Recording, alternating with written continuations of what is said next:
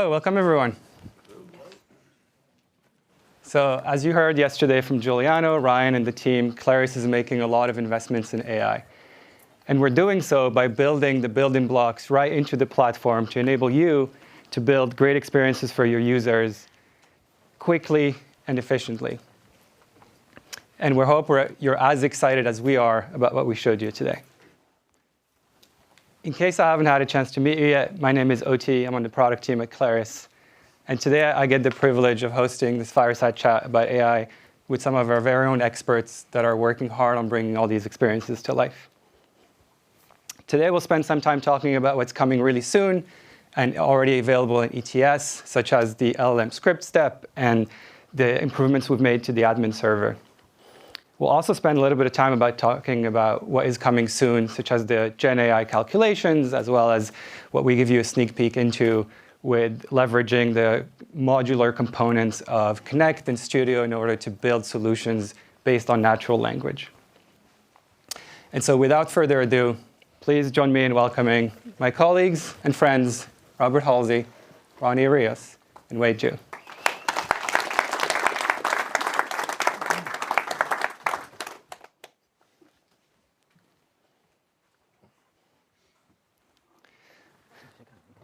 So to start, I'd love to hear from all three of you. What are you most excited about from both what we've shown yesterday as well as what's coming down the pipeline? Wade, do you want to start? Oh, sure. Yeah, so I'm excited to share with you what we're going to have in the FileMaker 2025. So later on in the next section, I will go through some more under the hood with you. Thank you. I'm really excited to see what the community gets to build with some of the things that we have there. We're trying to make it as easy as possible to build really amazing experiences.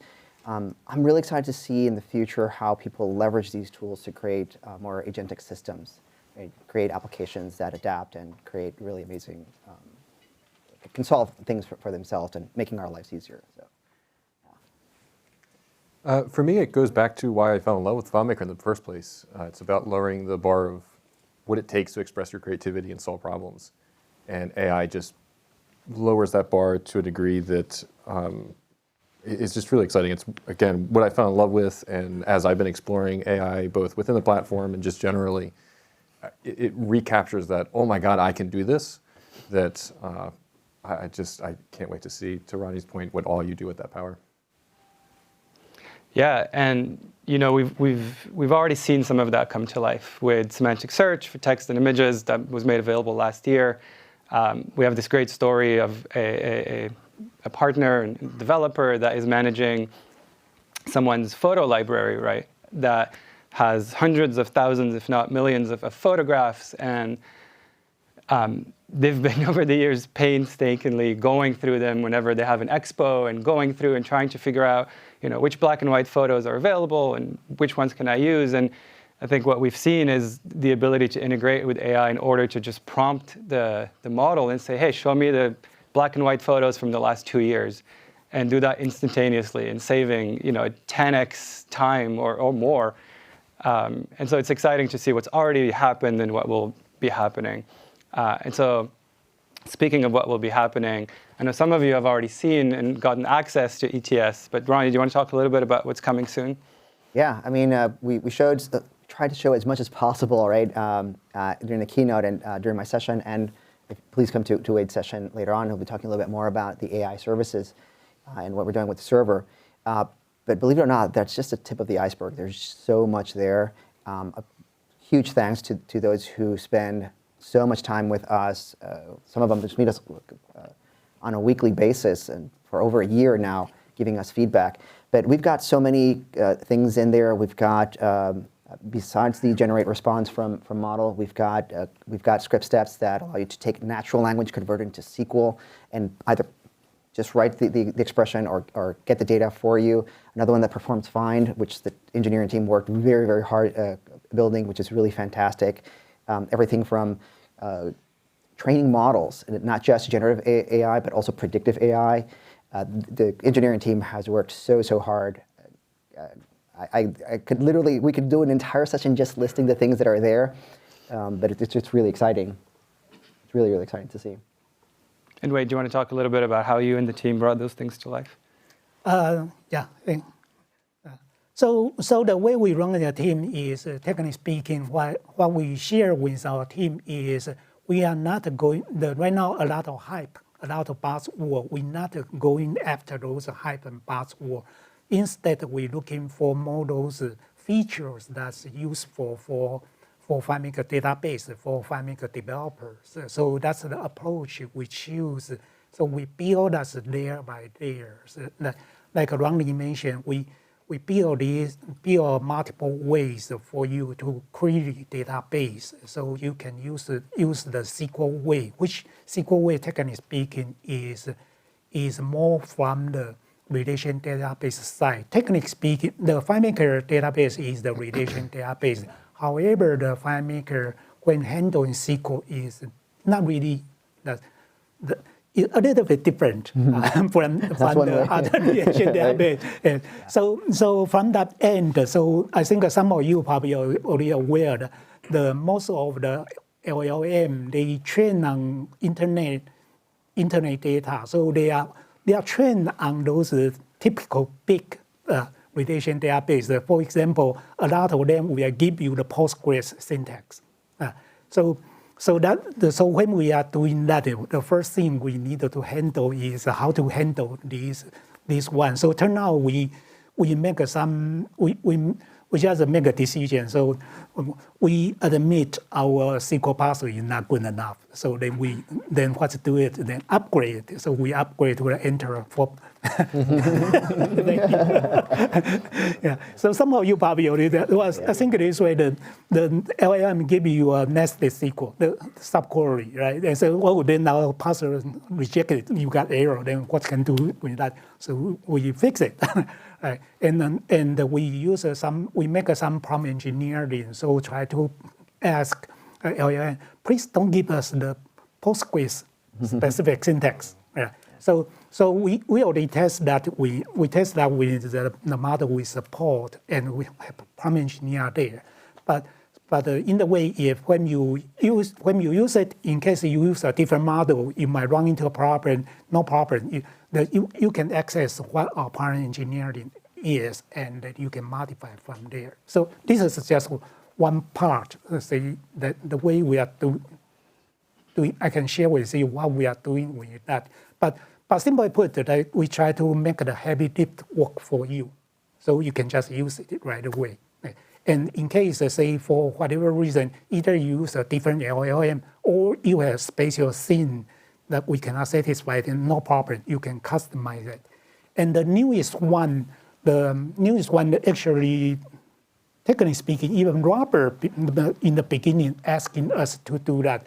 And Ronnie keep pushing, we give all the flexibility to you. So that's one of the reasons we create the general response from model. We used to call that LLM request with tool. Some of you probably familiar with. So that one we give back the most flexibility to you. So you can do all the prompt engineering you want. You do all the tools you want and do all the context memory you want. Right? However, if you want to look example, you steal from our code, you can find the example and cut and paste from there.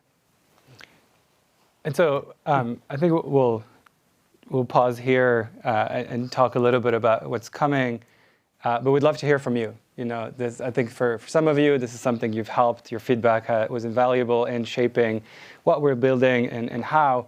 But for some others, it was the first time that you were led on some of the things that we showed yesterday. So we'd love to hear your thoughts, your questions. Please. If we're querying with an LLM, what syntax should we tell it to favor? In other words, like SQL with a 97 or whatever we said before, or 92? 92. Is it still SQL 92? Okay. Good question. Technically speaking, the SQL 92 kind of most widely accepted one, but that one is quite old. However, that's still considered the most acceptable, the coverage biggest. Yeah. But however, we the thing is, when we try to talk to LLM, when we tell it, hey, please use SQL 92, for some reason you just ignore. It doesn't really know the boundary SQL 92. So turn out, if you look at the prompt engineering we have done, we explicitly tell the rule, say, we want this YYY, MMDD, you probably see something like that. On the similar topic of the SQL, there are only a few places where I've seen the prompt engineering you guys have done behind the scenes to do it, but would it be possible to basically build up a body of a few thousand examples of SQL queries that differ from the standard and then fine-tune a model that for the FileMaker? Would you like to do it? The question is, can we? I'll start with that. Can we fine-tune a model that is fine-tune a model to follow what FileMaker's nuances on SQL? Short answer is yes, and that is actually what we're trying to do. We're hard at work doing that because again, we can do the prompt engineering, but as soon as you switch model, you're going to have to do it again. You're going to have to make changes, and like Wade said, we want to remove that heavy lifting from you, and so the best way of doing that is for us to fine-tune a model. So we're hard at work at that. Wouldn't it be easier just to update your SQL capability?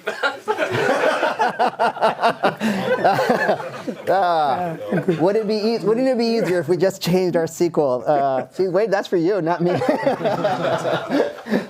So actually, another way of thinking, that's one of the reasons we create another script step called perform find by natural language. Yeah. So we used to call it, say, LLM create find request. So the reason is this one really go after the create find request.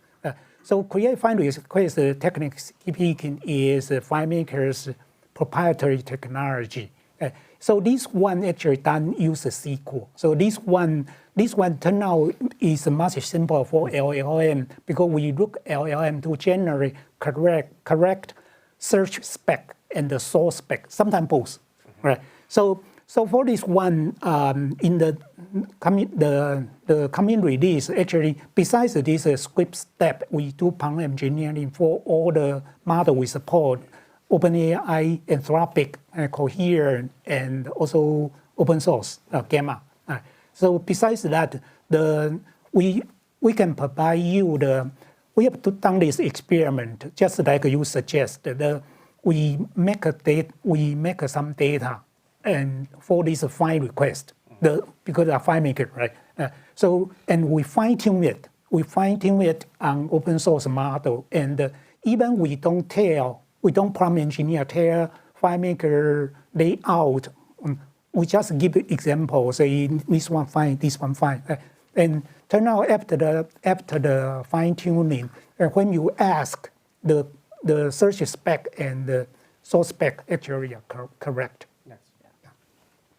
Yes. For Ronnie, I'm sure you've heard this probably 100 times, this question already. 101 then. Example you had in the opening keynote, is that going to be available? So the question is, if you haven't heard of her 100 times, is will the demo file that I used during the keynote, will I make that available? Yes. Short answer is yes. I need to clean up. During my session yesterday, I also asked for volunteers, anybody who wants to help clean up the code in there. But yeah, I need to do some cleanup on that, but I absolutely want to push it out into the community. The way I learned as well was looking at examples from other people. It's just the way the Claris community works, right? We help each other out, and so if this helps anybody, then it'd be great. Yes. Yes, please. I watched another session where we created a chart, but like ChatGPT, it will show you like the question you asked, and then it rolls down. And when I saw the chart, it wiped out everything. But if you wanted to like run a report and capture that chart and put it somewhere else, or have two screens of results going with the AI, is that something that can be done, or is it just in my head that it's creative resource? So the question there was, I assume you're referring to Ronnie's demo yesterday of the ephemeral UIs, and I think, just to paraphrase and make sure I got it right, the question was to capture whether or not we're able to save the result and or have multiple windows of interactions with the model to get the different results and retain them. And I think, Ronnie, you did show an example where the initial report was in English, and based on the way he asked the question was to create another report in Spanish that opened a separate window that actually retained the first one and created a second one in Spanish. But that won't work in WebDirect, because you can't have multiple windows. I'm sorry, it won't work in what? In WebDirect. In WebDirect. Oh, that's an engineering question. But but the short answer, no, it's not in your head. It's absolutely, you can. It all depends on how you build it. Once I release my file, you'll see that all of those objects that were created are actually just records in one table.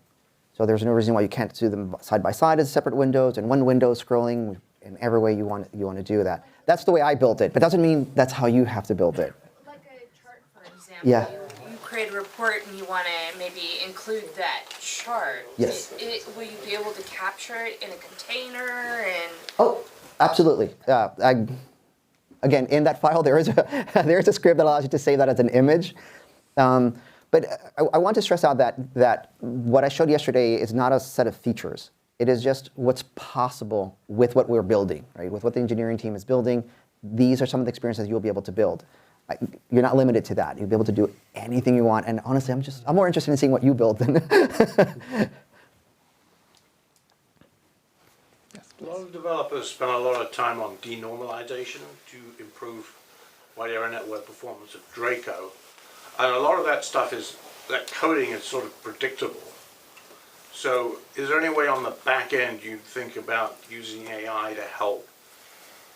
So I'd like that unstored calculation just to be updated automatically so I can search on it more quickly, for example, and build triggers in that keep everything more like a NoSQL database works.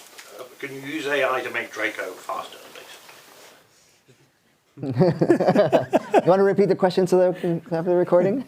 But yeah, so I think the question was, can we use AI to improve and I think to summarize, like you said, make Draco faster by streamlining any of the interactions and actions that occur when you're performing those actions. And so Well, specifically, sorry, the steps you go through to denormalize to speed up performance are mechanical things that just have to be ground out. So they're perfect things for AI to do for you. So tools to, I'd like to just say, make that unstored calculation work like a stored calculation, even though it's coming from another table. And AI goes and puts some agents or something in the background on the server to make that happen automatically, without me having to write loads of code for every situation where I need that to happen. Wait, that sounds like a new feature. In my SQL, you use triggers all over the place for that, for example. It's nice to be able to set them up in FileMaker. I guess the reason you say denormalization is faster, I guess you are doing the reporting, right? So you don't need to do a join. Is that right? You are more kind of prepared for report, for analytical. Is that right? Well, I just think, a simple example, I'd have to do a search over 1,000 records where I'm searching one table on the value in a related table, and I just sit there. It takes 2 minutes to finish. SQL will do it in like 2 seconds. But if I could have something automatically update, I mean, you can do it with a lookup or a triggered value in the parent table, but developers spend a lot of time fine-tuning Draco databases to get speed in those kinds of, and they're very mechanical things. I see. That AI in some form should be able to. Yeah. So yeah. Good question. So right now we have some backlog. Technically speaking, we have some statistics. What you asking more close is in our database engine. Technically speaking, we have a statistics for the index things. So in a way, when the statistic have a good statistics, you will be database engine can make some wise decision for you to help out the speed up enjoying. Yeah. So, but unfortunately, so that project haven't. The project started some long time ago, but haven't finished. And in the meantime, actually, we are looking for some of that. For example, some of you might aware in couple versions ago, we kind of like try to figure out from transaction. Consider we handle all the transaction for you. So from the transaction, we can figure out your file set. Right? Some of you have a lot of files, but you have this file set concept. So from transaction, we can figure out your file set. So in a way, when the reason good for that is when we know the file set, when you want to back up, the different file set can be parallel in backup because they are disjoint. You think about graph. So internally, we already handle this for you.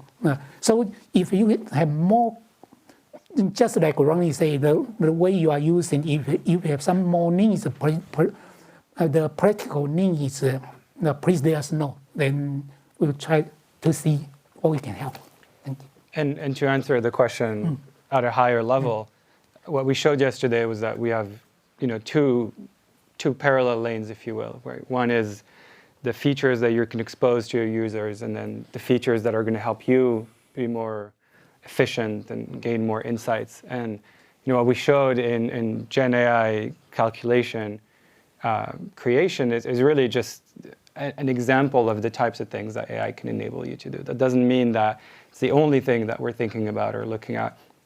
Ultimately, another use case that I think aligns very nicely with what you're talking about is the fact that a lot of times data is just not clean, right?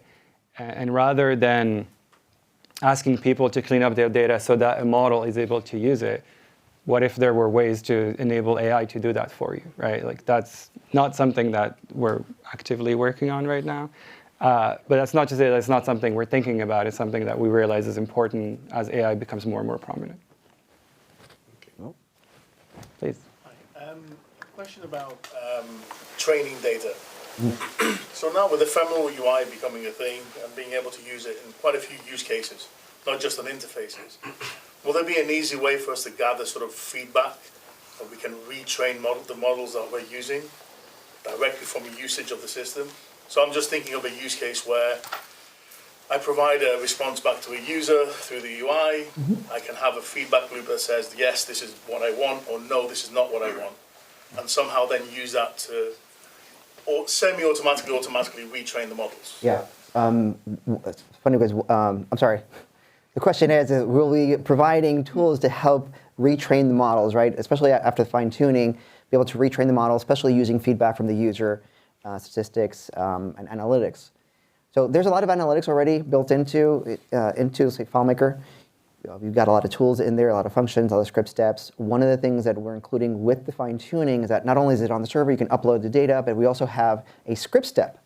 So you should be able to automate. So if you capture all that data, maybe store it in a FileMaker table, and capture all that, clean it up, right? Go through it, and then once in a while, periodically, you can retrain the model and redeploy it, and so you have an updated model that's continuously in that feedback loop. And that's from within FileMaker? From within FileMaker, yes, sir.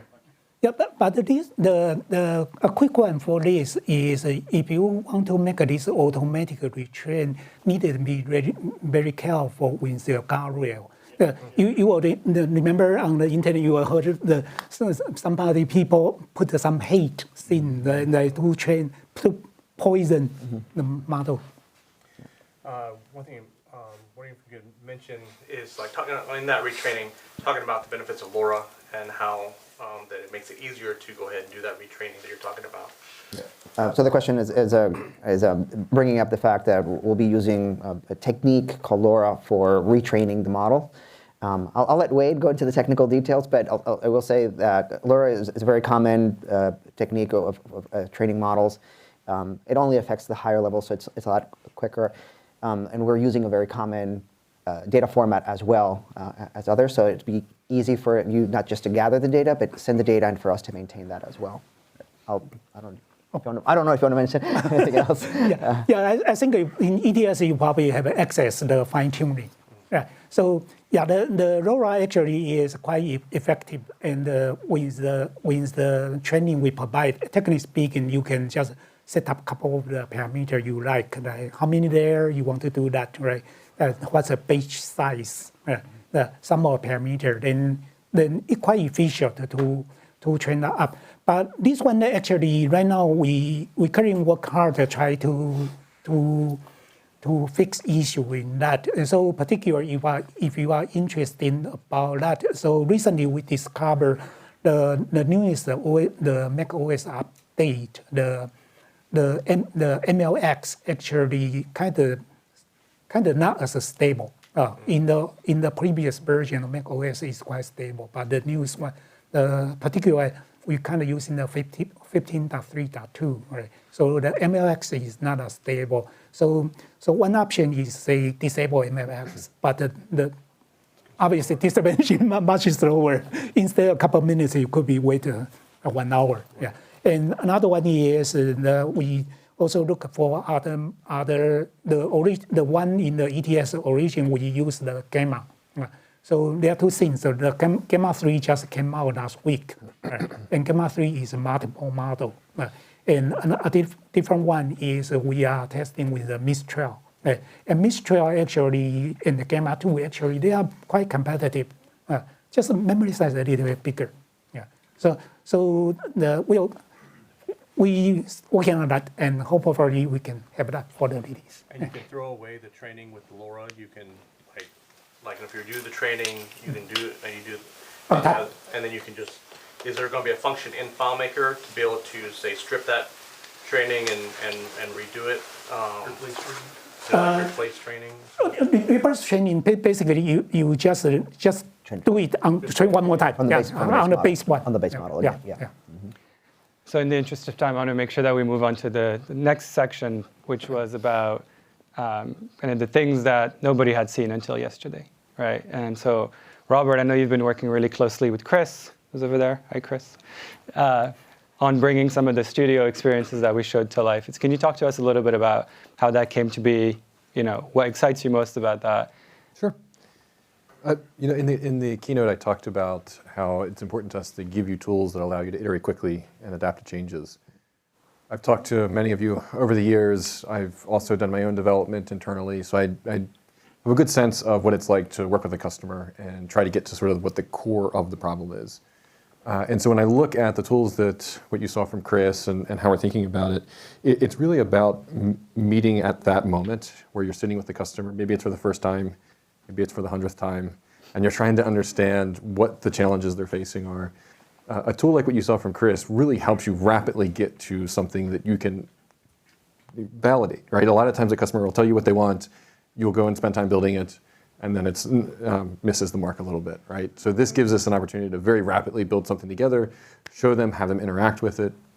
That's one part. The other part of it is I've also heard lots of conversations where, and especially in the studio world, because the learning curve is a little less steep, is you're doing development and you actually have that subject matter expert on the team starting to work with you and collaborate with you. Imagine sitting them in front of something like that where they can just talk in their language. It makes sense for them from the way that they operate. One of our guiding principles, as an example, was the person doesn't need to know anything about our terminology. We didn't want them to have to say things in the way that FileMaker or Studio understands it. So they don't need to know what a layout is or what a view is or a hub. They can just describe their problem. And so the opportunity to iterate very quickly with a customer, a person that really knows what problem they're trying to solve closely, really, that's one of the big things that excite me there. And then that allows you all to be taking an ability to fill the gaps, not just from a technical standpoint, but you all have such deep product or a business knowledge that you can then help augment and help the customer get to that. So that was really at the core of what we're thinking here. What we showed was Studio and Connect, excuse me, as a place that we're starting. But I could imagine a world where it's really just, tell me what you're trying to solve. We can identify what across the entire platform, objects, elements, whatever building blocks that you need to create that solution.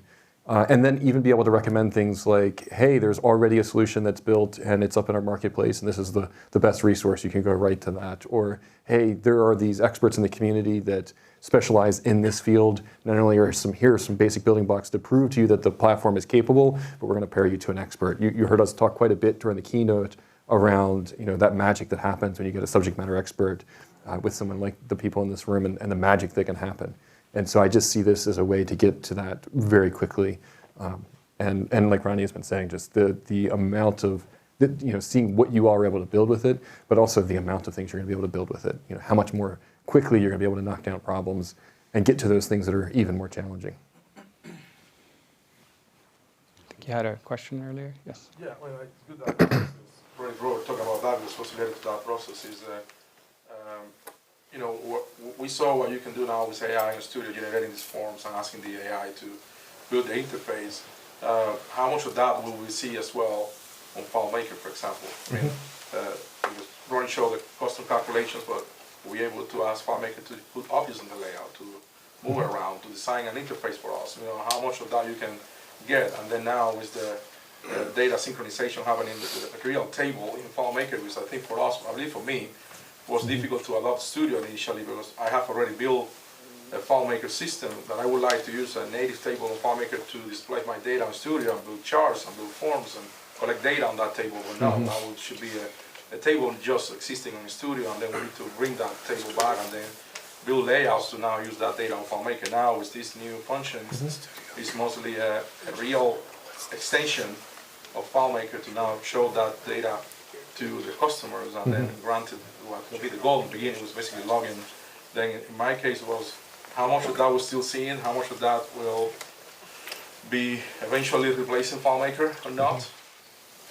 It's going to keep the name Studio, because for me Studio is kind of a playground to build something, but it's not kind of something, it's a final product yet. Then, but it's kind of Mac Studio is a Claris Studio at that point. Then. To play around, but I think all of that is kind of how you envision to be a studio coming as part of the platform to a real tool that actually extends FileMaker, and we can, make that transition. Cool. There was a few questions in there. Let me address the first one, and maybe some help with Ronnie from that around, are we going to be able to, like we saw with creation of views and flows in Studio and Connect, we'll be able to do the same thing in the FileMaker world. I mean, I'll say at a high level that's the vision, right? We want to be able to surface the building blocks that the platform as a whole, whether that's in Studio, Connect, or FileMaker, and then again, let you describe what you're looking to do, and we create those elements, we bring those elements together. We're starting with Studio and Connect in that the building blocks are smaller. We've been building this infrastructure, understanding the direction that we're heading here. There's some work that we've got to do on the FileMaker side. I will tell you, we've been doing experimentation with that, and I think even some of the people in the community have as well. Yes. So absolutely, that is part of the vision. I don't know if there's anything specific you want to add. No, we're exploring a lot of different ways where we can actually accomplish that. One of the challenges, just cards on the table, FileMaker development doesn't happen in a text editor, right? And most of the IDEs that you've seen that incorporated AI is just a text editor. And I'm not diminishing anything there, but that's just one user experience, and you don't have to worry about everything else. In FileMaker, development happens in a lot of different places. And so you got to make sure that we bring AI into all of those things, It's not just about writing scripts or calculation, but there's layouts, right? There's the security, right? We have a full stack platform that AI has to be able to have access to and be able to help you out with. It's not just about building layouts, not just about. And so how we bring that to you in a way that makes sense, that really brings your capabilities, your skills up, makes things faster, but also makes sense and in a fluid way, is actually quite challenging. It's not as easy as we thought, but we are making some headway, and we wanted to show some of the progress that we've made, with the calculation showed yesterday. But there's a lot more work to do for sure, but we'll get there. And then another part of the question there was about Studio's role sort of in the platform, and how does it look, how does it become this extension of the FileMaker solution?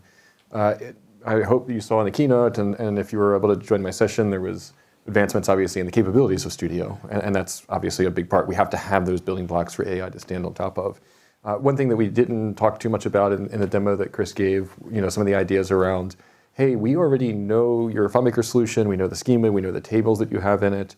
That gives the AI some context to make it really easy to extend that solution then using whether it's data collection forms or the new custom views for creating portals where you could say, hey, I've got this data. I want to be able to create an interface that people can log in and they can check their ticket statuses. And because we already have the context of the FileMaker solution, that removes sort of the learning curve of understanding Studio. We could then generate that content for you. And I would imagine going the same, in the opposite direction, starting with Studio, understanding that context, understanding your FileMaker solution, and then be able to bridge the gap between the two. To be a kind of a convert to a Studio option. How about extend to Studio? How about that? Because you say you access in the database structure, you know the layouts, you know everything, having value leaves, everything. You say, I want to convert these 3 layouts into Studio layouts, and you get all the data. We laugh, but that is very much in the wheelhouse of this because again, we understand.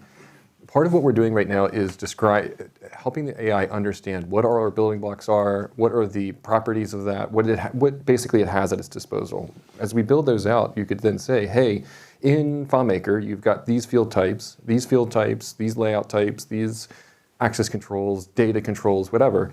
Their equivalents on the Studio side are these. And so the ability to reassemble those building blocks, again, going to the Studio way or the other way, going from Studio to FileMaker is then absolutely in the realm of possibilities. One thing, if you were in my session this morning, I touched on it very briefly, but I was talking about the new function language in Studio and recognizing, there's a bit of a learning curve coming from FileMaker to Studio. But I absolutely could see a world where it's like, hey, this is how I would have done it in FileMaker, this is what I'm trying to accomplish, or again, you've got something in FileMaker already that you want to translate to Studio. That is a slam dunk in my mind as where we can start leveraging this technology. Yeah, and when you look, forward and farther ahead, ultimately, layouts becomes a bit of a thing of the past, right? Because where all your expertise comes into play isn't necessarily in building layouts; it's in building the workflows, building the security layers, the permissions, the data, and the architecture of the data itself. Once you're able to have the AI understand everything that it can do and everything at its disposal, and then you add the context of the user on the other side, then you can tap the AI to build a layout for you that might be different than you based on its understanding of how you like to visualize data versus how you like to visualize data. And so that's kind of like the forward-looking vision for it. Can Studio connect to an external data source? Or you could just let it connect directly to the FileMaker database? So one of the things that we're adding is data sources for Studio connecting to FileMaker. The plan there is to extend that to other data sources, but then we also have Connect, and that's why it's part of what we showed in the demo that Chris showed was understanding, hey, I've got these Connect endpoints that I can leverage and tell it, go forth and conquer kind of thing, and go grab those data and pipe that into a Studio view, into a FileMaker view, as our OT said, in our future views dynamically. Yes, please. Is there any overall vision to maybe incorporate AI with Connect, being able to analyze, standard things like Swagger to build connectors that can be used and make that easier for people to integrate? So to play that back, the question was, is there any thinking around leveraging AI to effectively be able to generate custom connectors for you on the fly? Absolutely, 100%. That seems again, that's a huge opportunity for us with the Claris, the Connect platform with that custom connector. Really, we can connect to anything at that point. It's just that learning curve of how to create it, and again, that's a perfect application for AI to fill that gap and really just again focus on here's where my data lives, here's how I need to interact with it. We could generate those connections on the fly. I think there was a question. Yes. Under the hood session yesterday, he said that the plan is to upgrade the definition of XML to, I think, level 3, or the third iteration, and he said a big driver for that was AI. Mm-hmm. So, and he said that's going to be probably next year. So what I'm wondering is if the capabilities to build in FileMaker Pro through AI are dependent on that new version, that complete version of the complete definition of XML, is that at least a year away then because of that? You want to take it first? Sure. We can fight arm wrestle over it. So let me paraphrase it. The question is, Clay had mentioned in the session that we are looking at making some more advancements in our XML representation of the FileMaker file, and one of the pushes for that, right? One of the reasons for that is to support some AI functionality, and well, you have to wait. Are we dependent on that for more AI functionality? And it's twofold, right? There's a lot of things that we can do, and we're absolutely working on those things. But there are other things that we're thinking about for further out there that are going to need changes in the platform to support those things. And so, anticipating those things, we are hard at work making sure that those changes are in place so that support that future functionality. I hope that makes sense. Please. Okay. This is not strictly an AI question, but it's quite related to what you're talking about. Is there any chance of sort of an on-premise connect? Because certainly in Europe, there's a really strong preference for N8N over Claris Connect. And that's kind of given the choice, people are just going N8N.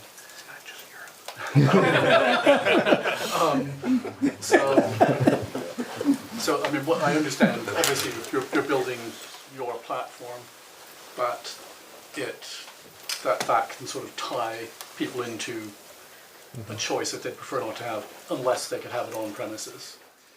Yeah, I'll take that. So the question was about whether we're thinking at all about an on-premise version of Connect. I'm surprised it wasn't Studio as well. We usually get that question. You want that as well?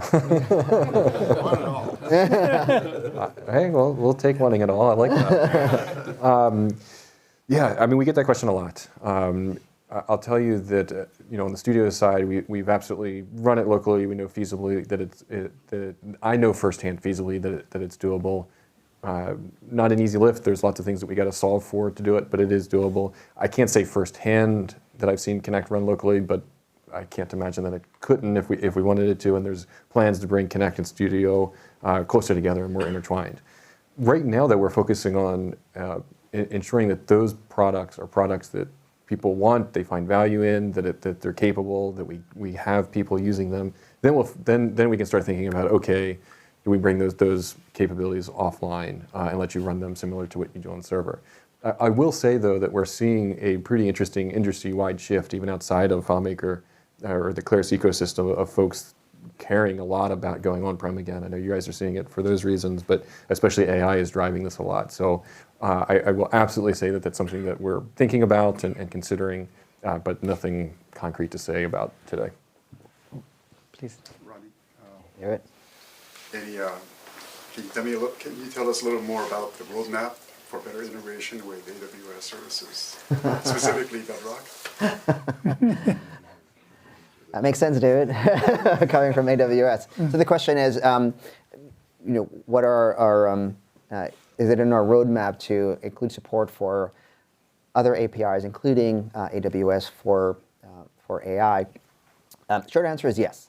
We wanted to make sure that we make AI as accessible as possible. We want to make it as easy as possible. You should not have to learn a whole API to be able to access AI. It doesn't make any sense. That's our mission, is to bring powerful technology to you.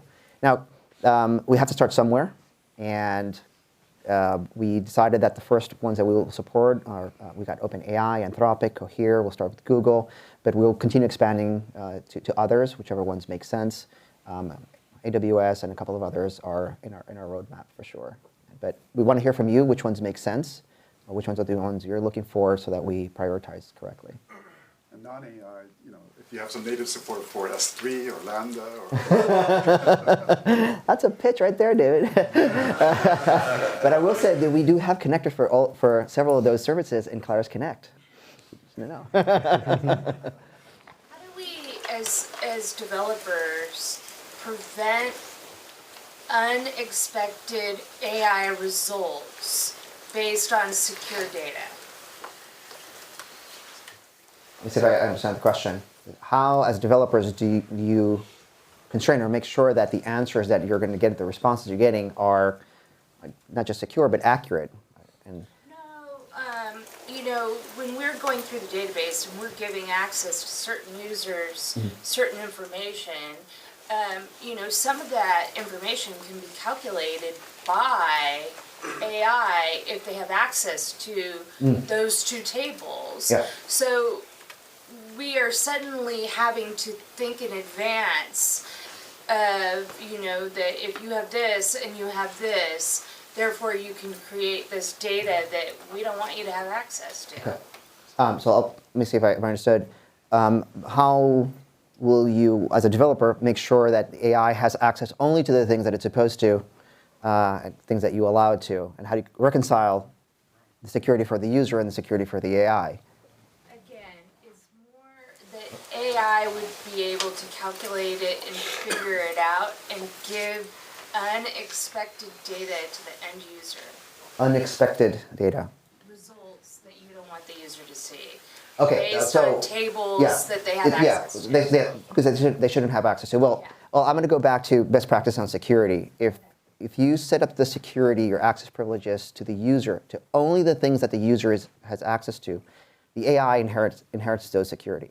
So if the user cannot have access to those, the AI will not have access to those as well. You have access to like users, for example, and you don't see any harm in it. But it can also. I bet there's a lot of people here who are probably saying we can have a further discussion on that. But we want to make it as simple as possible because, yeah, it can get very complicated if you're trying to create completely separate security profiles for the AI and the user. And the easiest way is to make sure that the AI only has access to whoever the user is at that point in time. And so that way you only have to worry about what the user should have access to. The AI is just a helper. It's just another tool that the user has access to. And so that way it'll be a lot easier. And all the work that you put into learning and using all the security features in FileMaker and the Claris platform are completely valid, and you don't have to change anything. Maybe I think I can try to answer your question.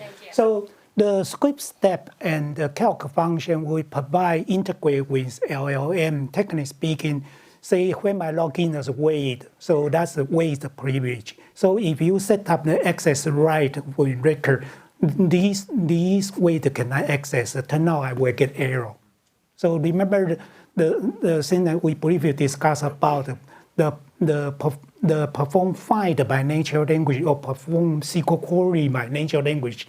So those AI give us a SQL statement or the search spec, sort spec. So the database engine executed. So when database engine executed, me user Wade, if I can see it, and they can retrieve for me. If I cannot see it, I just get error. So hope that answer your question. On the other hand, we try to control some hallucination. So for example, when especially I didn't see recently with the GPT-4o, previous with the older model. So sometimes we see when people are prompt, and instead they give the LLM kind of too smart. Instead they give us the SQL statement. They just give answer right away. But normally these answers are hallucination. So we have an internal control mechanism. If that happens, we just tell you that no answer, wrong, that's error. Instead they say give you a hallucination.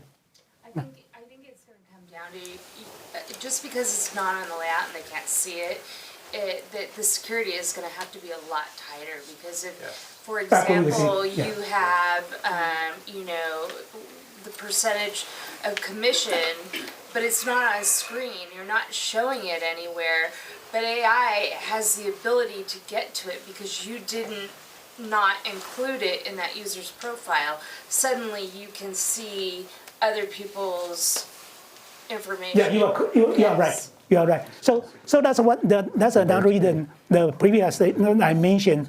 Maybe you want to use the perform find by natural language because that one tied to the layout. That one almost just a clone version or say the empowered version of the create find request. When you are right, for the SQL query, technically speaking, it can query anything in the database. Yeah, so that really need to pay attention to. Yeah. Please. Doesn't it also restrict to the LLM tag as well, or is that not respected? So the question here, Mike is in ETS, so and he's asking, is it restricted to just, we've been using a tag in the comments field to help bring in a little bit more description of the fields to the LLM, because some of us have really bad naming conventions, and is it restricted to that? No, it can still have access to all the fields, and again, it will have access to all the fields that the user has access to. So security by obscurity has never been security, so we can't, you can't rely on that.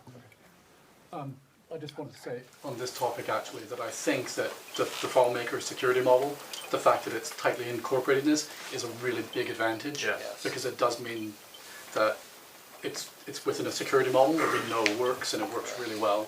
So I think it's important to say that. And that's fields level and all of Thank you. Thank you. Please. The more we're talking about this, the more I'm starting to think that we're going to end up building logic into these LLMs as we start using them. Will there be any sort of work done, like we have the DDR now, right?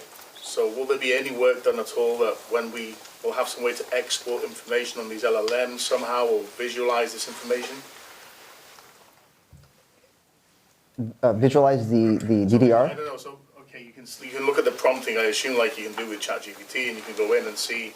I'm assuming these things will be like assistants, right? It depends on how you build them. We're trying to make sure that, again, we're focusing right now on giving you building blocks, everything that you need to build whatever you want. I don't want constraints to just be, we want to make sure that we have everything there so that you can build whatever you want. If that ends up being, a chat-based assistant for your users, then awesome. Or it might be some sort of AI functionality that is like completely promptless and just works. We're trying not to constrain you into one type of user experience or the other, just giving you all the tools that you need to create whatever it is that you want. But is your question, you may have, you're interacting with models a bunch of different ways across different scripts or what have you, and each of those maybe you've built in some prompting logic. Is the question, is there some sort of centralized place to see your prompting logic? Yeah, because take an example. Validation now, for example. Mm-hmm. What a good use case to me would be having an LLM do validation for you. So you provide the data to it the moment you're about to save, for example, and it tells you if there's any issues with it. So I'm building logic now into that LLM. Yes. Which I would have built otherwise into other ways within the FileMaker scripting and stuff. So now we've got a new place where we're building logic, or potentially building logic into it, but we don't have this centralized way of exporting information on what's there. Does that make sense? I think so. If I follow correctly, you're seeing that as you continue using large language models, the prompts themselves become the source of logic. And then will we have a centralized place to manage those things in the same way that we manage calculations or scripts and things like that? I don't see why not. I think as we progress, right, those things, a lot of things are still in flux, because I still don't think everybody's really set on what exactly they're going to end up using, how they're going to be using these tools, but that makes a lot of sense to me, and that might be something for us to explore further. Yeah. So we have just over 5 minutes left, so maybe time for one last question. This is a little bit related to the denormalization. As you've been working with AI, have you revisited some of your design principles and thought, oh, if I designed my structure differently, then my use of AI be more performant or would be easier? As a developer? As a developer. Oh, that's an interesting question. Thanks, Will. I guess the question from Will is that as we continue exploring the use of AI, have we seen that there are maybe best practices as a developer that might help facilitate creating applications with AIs, the things like database schema and things like that? Yes. The first one, naming convention. Please use really clear names for your fields and tables. A lot of it, and I'm guilty of it, by the way. Like you see my stuff is terrible, right? But using just acronyms and things like that is not going to help. you have to think about the AI. The way I like to think about large language models is like they're the eager intern. They're pretty smart. They want to help, but they know absolutely nothing about your business, right? And so how would you explain your solution to somebody who's brand new? If somebody just opened up your solution, had absolutely no conversation with you, would they be able to understand that? And for a lot of us, that's a challenge, right? And again, I include myself in there. So being able to create your applications in a way that is easily understandable by a human being, it makes it easier for the AI to understand as well. So naming conventions is really important. Writing those things out very, very clearly. Scripts names as well are going to help do that. Putting comments in there in your field. Yes, and the field definitions, right? The comments, right? We'll be leveraging those things. So that helps a lot. Just that alone will help you tremendously. There are other things, but for sure, you know, clearing naming conventions will help a lot. Does it understand camel case field names? Does it understand camel? Yes, it is very. So it doesn't have the spaces between words? You know, as long as you like write the entire name, you know, instead of writing just initials or something like that. A lot of us do some crazy stuff. Yes. We said, and for fairness, right? FileMaker is so powerful and flexible that it allows it to do things that you can't do anywhere else, right? And we take advantage of it, rightfully so. But just being as clearly as possible. So for space, technically speaking, in SQL or in typical the DBMS, they don't allow space. So, but that one actually we handle that for you. So if you watch the DDL we generate, actually we try to handle that and make sure the LLM can understand it. But technically speaking, you say like a GPT for all those competitors. In certain way, you can treat them as expert DBA. So when you are thinking you're dealing with expert DBA, and so when you put your schema and you put the annotation, you treat that if it's really a real person. When they read your annotation and your schema can understand it. So normally, if you can do that, then they can handle that correctly for you. And if you end your fields with TS for timestamp, in the training part, can you tell it if the field ends with TS, it means timestamp? You can. Yeah, so another thing you can do is you could put that in the comments. So if you have like certain naming conventions, you can include that in your prompt, and it's really good at following those things. But again, the clearly you write the name, the better it's going to be. It pays off so much later on. But there are some other things, again, some other quirks that we use in FileMaker world that LLMs have trouble. I'll give you an example. Some of us use 2 underscores. Oh, LLMs get so confused with that. But again, for us, it's very easy. Just naming conventions, right? That's all. I think the second part to this answer is that we don't expect you to remember what Ronnie and Wade just said over the last 5 minutes, right? And so we're conscious that we have a responsibility to provide those best practices and to share the best ways to implement AI and to share success stories and examples to inspire you and your customers to know what's possible and how to do it. So absolutely. Great. We have time for one last one. Yeah. Okay. Like you talk about generative AI, but just looking at possibly in the future when you have the models working and it's watching maybe, and it sees the schema and it can see like, wow, this is so inefficient. If you modeled it differently, you could benefit by 10x speed improvement. Because modeling is a really big deal, and I like to say that sometimes modeling doesn't matter because the way a building is architected, it doesn't matter because you go in and it works. You find it eventually, you find the room or whatever.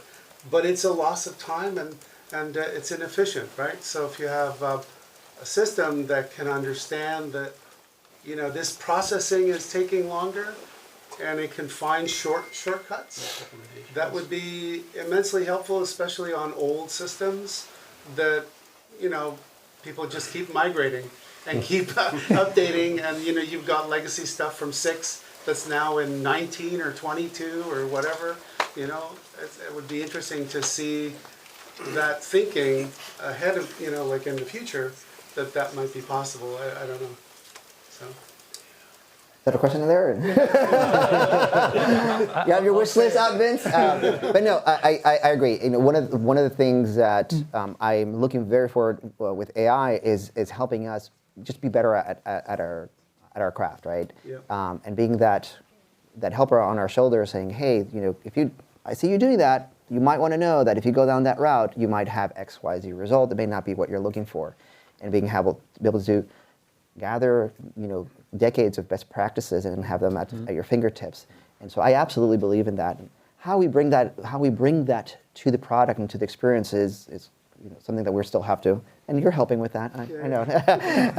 But it's something that we have to figure out. And what's the best way that we surface that to you so that it's not in the way, but it's actually contributing to the process. And so we have to figure that out. Oh, memories. So I think that analogy is a good time to stop. So we've just hit the end of our time. Thank you so much for all your questions, for your participation. Thank you. Thanks, OT. Yeah, thank you, everyone. Thanks all.